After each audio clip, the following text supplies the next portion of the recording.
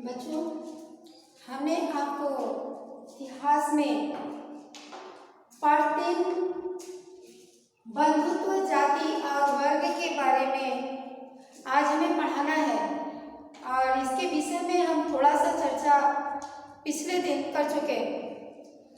प्यारे बच्चों, हम इस समय आपको ये बता दें कि जो ये इतिहास हम पढ़ रहे हैं पाठ 3 के अंतर्गत वो 600 ईसा पूर्व से लेकर लगभग 600 ईसा पूर्व से लेकर 600 ईस्वी तक के बीच का इतिहास है।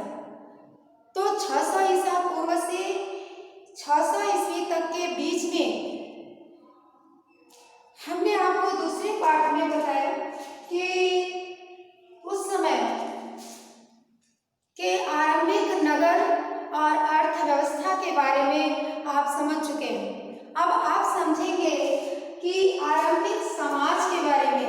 आरंभिक समाज कैसा था 600 ईसा पूर्व से लेकर 600 ईस्वी तक के बीच में हमारे यहाँ समाज कैसा था। तो समाज के बारे में, समाज में क्या चीजें हैं, समाज के अंदर बंधुत्व, जाति तथा वर्ग। हम आपको ये भी बता दें कि 600 ईसा पूर्व से 600 ईस्वी के बीच में हम जो इतिहास पढ़ रहे हैं वो कौन सा इतिहास है। बच्चों, हमने आपको बताया था या नहीं बताया हो तो आज आप सुन लीजिए कि इतिहास को 3 कालखंडों में विभाजित किया गया था। कहीं इसकी ऐसी कहीं लिखित वो नहीं है, लेकिन हम अपनी सुविधा के अनुसार इतिहासकारों ने 3 कालखंडों के में इसे विभाजित कर दिया। तो आइए हम 3 कालखंडों के बारे में सबसे पहले आपको बताते हैं। तो 3 कालखंडों में सबसे पहले सिंधु, पहला कालखंड, इन 3 कालखंडों के अंदर पहला चरण है कि प्राचीन भारत का इतिहास, दूसरा मध्यकालीन भारत का इतिहास और तीसरा आधुनिक भारत का इतिहास। तो प्राचीन भारत के इतिहास के अंतर्गत हम क्या पढ़ते हैं, तो सिंधु घाटी से लेकर, सिंधु सभ्यता से लेकर 711 ईस्वी तक के इतिहास को हम प्राचीन भारत का इतिहास कहते हैं। बच्चों, ये आपको याद होना चाहिए। कोई भी पूछ सकता है कि प्राचीन भारत के इतिहास कब से कब तक का उसका समय है, उसका काल है। तो आपको ये याद होना चाहिए कि सिंधु सभ्यता से लेकर 711 तक का इतिहास प्राचीन भारत का इतिहास कहलाता है। उसके बाद मध्यकालीन भारत का इतिहास, तो मध्यकालीन भारत का इतिहास 711 से लेकर 1707 तक के 7 ईस्वी के बीच के समय को मानते हैं। 12 ईस्वी से कहते हैं, मध्यकालीन भारत का इतिहास कहते हैं। तो उस समय 711 के बाद से लेके 1707 के बारे में भी हम आपको थोड़ा सा ये बता दें कि वो काल किसका था। 1707 मुसलमानों का इतिहास, उसमें मुस्लिम शासकों का शासन चल रहा था और वो 1707 में औरंगजेब का शासन था।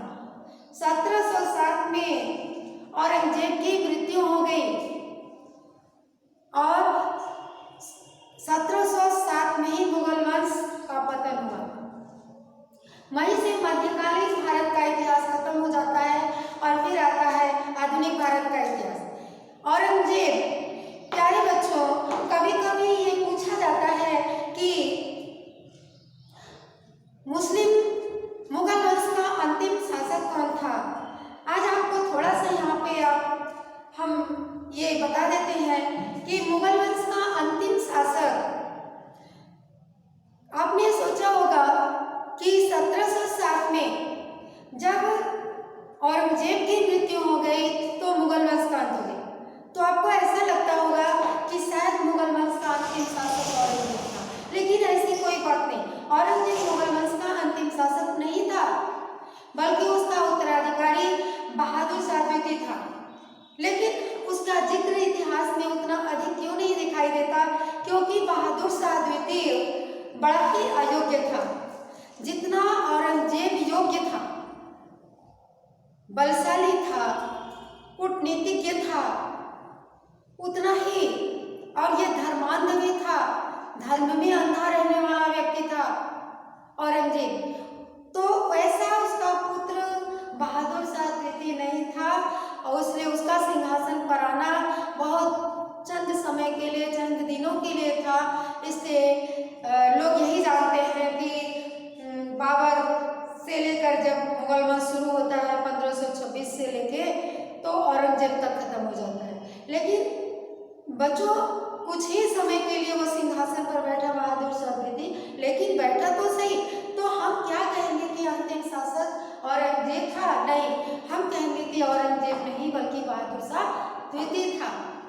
तो 1707 में जब औरंगजेब योग्य शासक मुगल वंश का जो था उसकी जब मृत्यु हुई तो 1707 में ही मुगल वंश का अंत भी होता है और वहीं से मध्यकालीन भारत का इतिहास का अंत हो जाता है।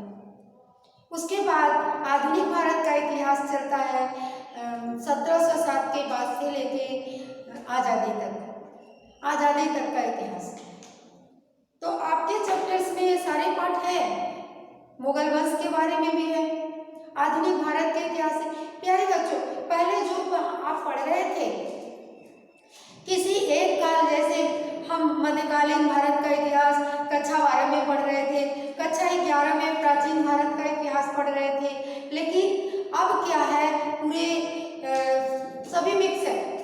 हम प्राचीन, मध्य और आधुनिक सब मिला करके उसको पढ़ते हैं। ऐसा हम लोगों के लिए सिलेबस तैयार किया गया है जिसके अंदर हम पूरे विश्व के इतिहास को भी देखते रहते हैं। तो वहाँ पे हम आपको बताने जा रहे थे कि अब हम आपको ले चलते हैं पाठ पे।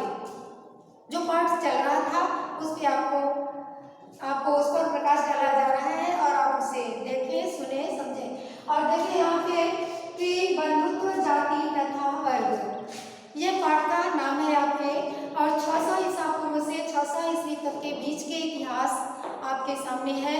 और उस बीच नगर, आरंभिक नगर और अर्थव्यवस्था आपने दूसरे पाठ में पढ़ा और तीसरे पाठ में आपको आरंभिक समाज के बारे में बताना है। तो आरंभिक समाज के अंतर्गत बंधुत्व, जाति और वर्ग के बारे में समझाना है। तो इतिहास का किसी भी समाज का राजनैतिक, सामाजिक, आर्थिक सभी स्थितियों का वर्णन करते हैं। आपने इससे पहले मौर्य वंश, गुप्त वंश के बारे में पढ़ा, सुना, समझा। तो मौर्य वंश की स्थापना किसने की, गुप्त वंश कैसे प्रारंभ हुआ, गुप्त वंश कैसे स्वर्णयुग था, ये सारी चीजें। फिर प्रभुदेव गुप्ता के बारे में सारे जिक्र आपने दूसरे पाठ के अंतर्गत हमने किया और आपने सुना। और अब जो है आप आते हैं तीसरे पाठ में। तो यहाँ पे इस अध्याय में इतिहासकार ने बंधुत्व 600 ईसा पूर्व से 600 ईस्वी के बीच में समाज में बंधुत्व, जाति और वर्ग जो कि दो स्थिति थी, इसकी चर्चा की है, इसका वर्णन किया है, विश्लेषणात्मक वर्णन किया, जिसको हम आपके समक्ष प्रस्तुत करेंगे। तो वहाँ पे बंधुत्व की भावना के बारे में हम थोड़ा सी चर्चा आपको पिछले दिन कर चुके थे। तो बंधुत्व क्या होता है बच्चों? आप बंधुत्व का मतलब ही होता है भाईचारा, और समाज में भाईचारे की भावना होती है। यह आपको पता होना चाहिए कि समाज की सबसे छोटी इकाई एक तरह से मान लीजिए अपना परिवार ही सबसे छोटी इकाई है, परिवार। और परिवार के अंदर क्या होता है, हमें बंधुत्व की भावना दिखाई देती है। हम बंधुत्व की भावनाओं को लेकर परिवार में रहते हैं, परिवार को चलाते हैं। हम परिवार को सहज ही स्वीकार कर लेते हैं, लेकिन सभी परिवार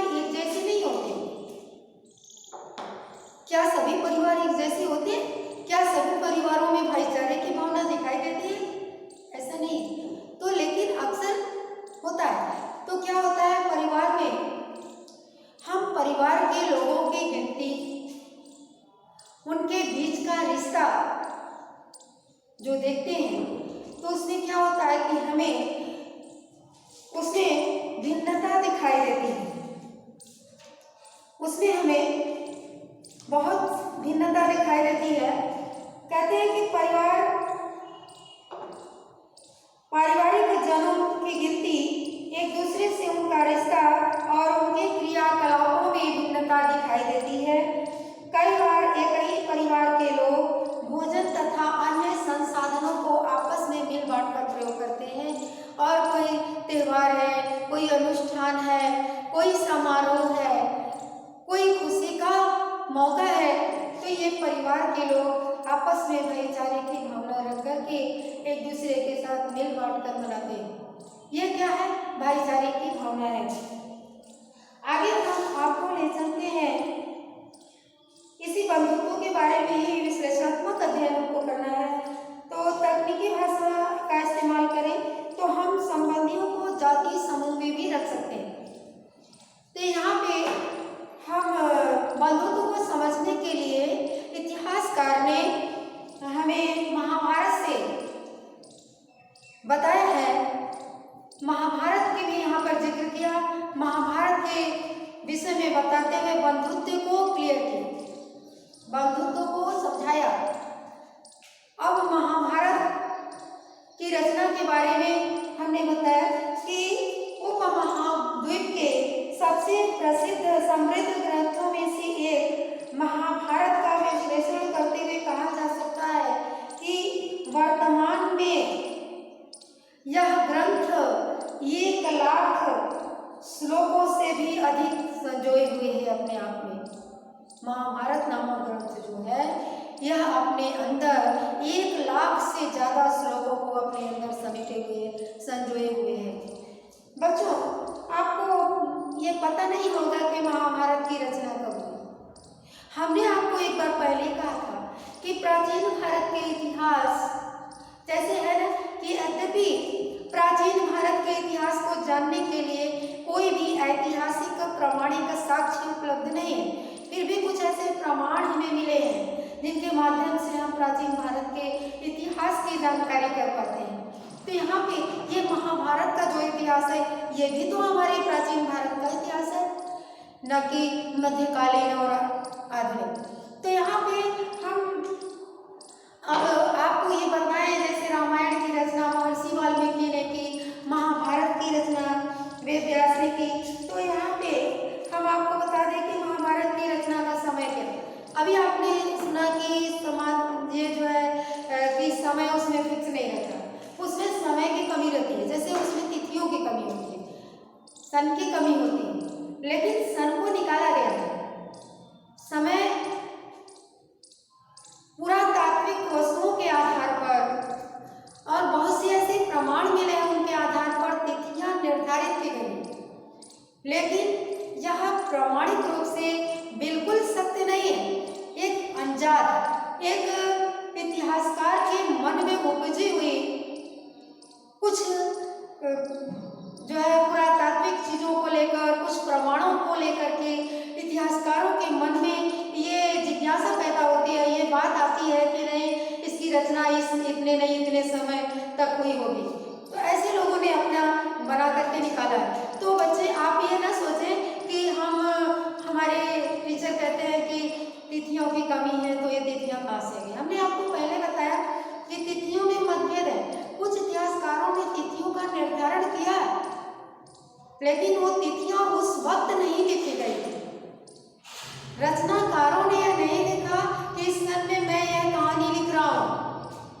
महर्षि वेद व्यास ने नहीं लिखा कि मैं इस सन में महाभारत की रचना करने जा रहा हूँ, या मैं महाभारत को लिखने जा रहा हूँ, या महर्षि वाल्मीकि ने यह नहीं लिखा कि रामायण इस सन में इस तिथि को मैं लिखने जा रहा हूँ, इस सन को रावण मारा गया, इस सन को राम को वनवास हो गया, सीता को वन में निकाला गया। ऐसी कोई बात नहीं।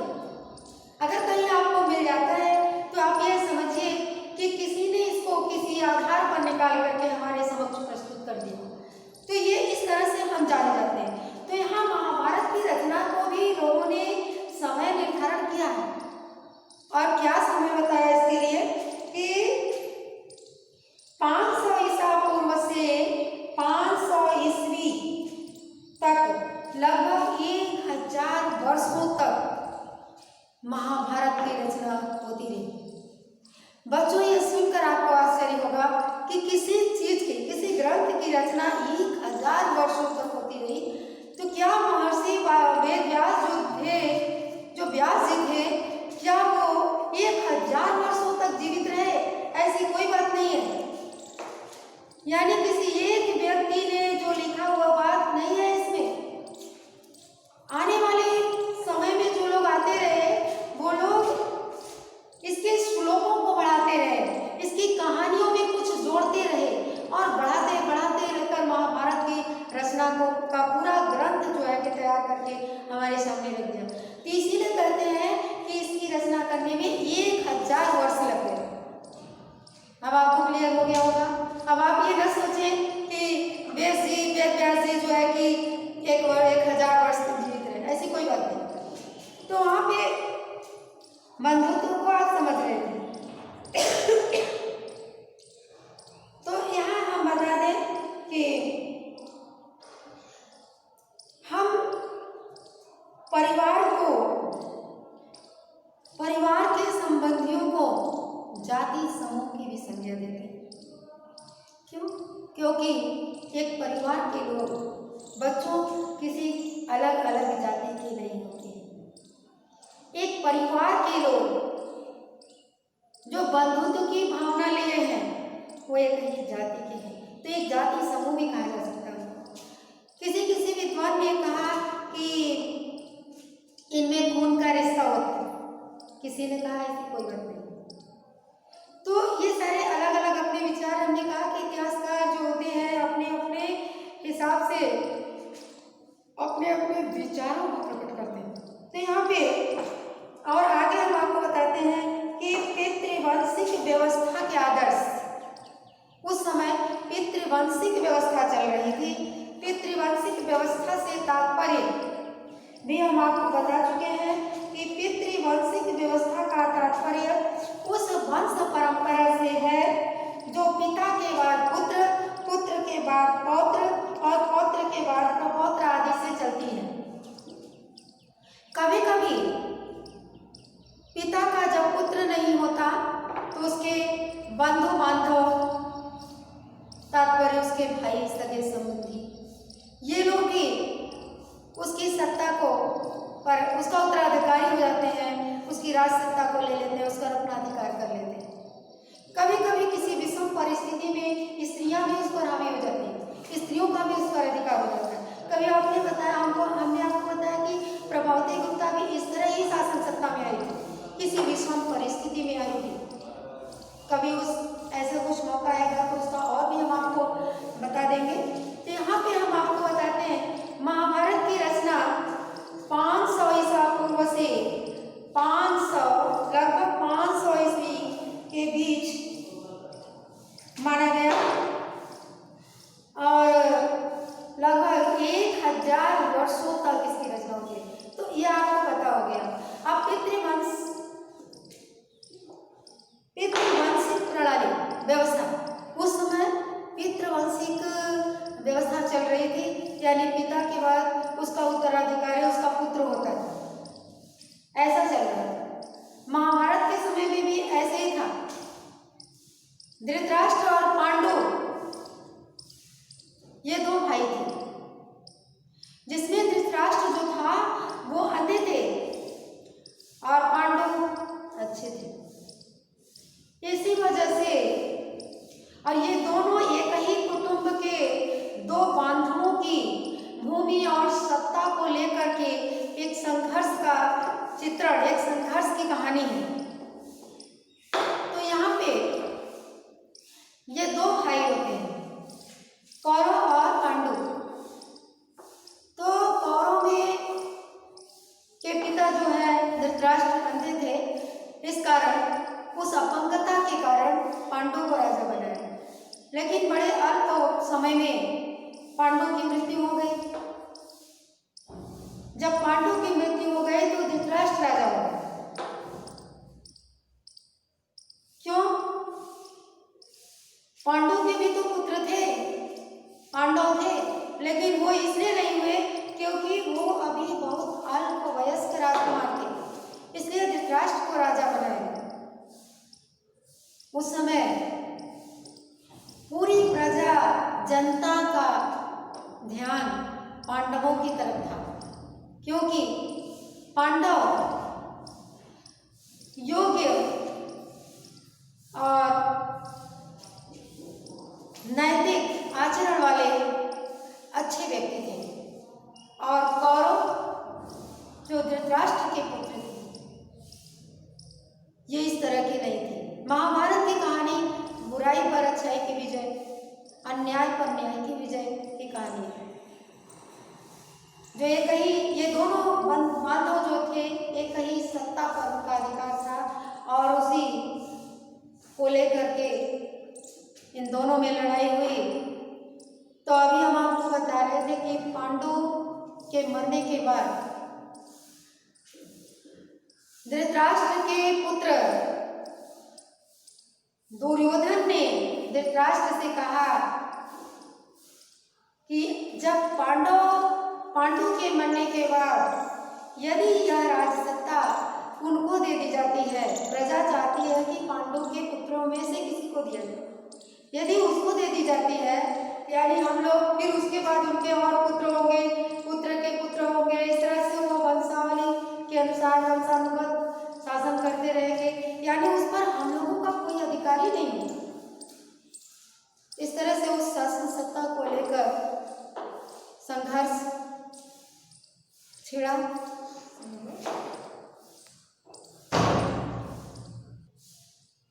इसके आगे हम अगले दिन नेक्स्ट दिन आपको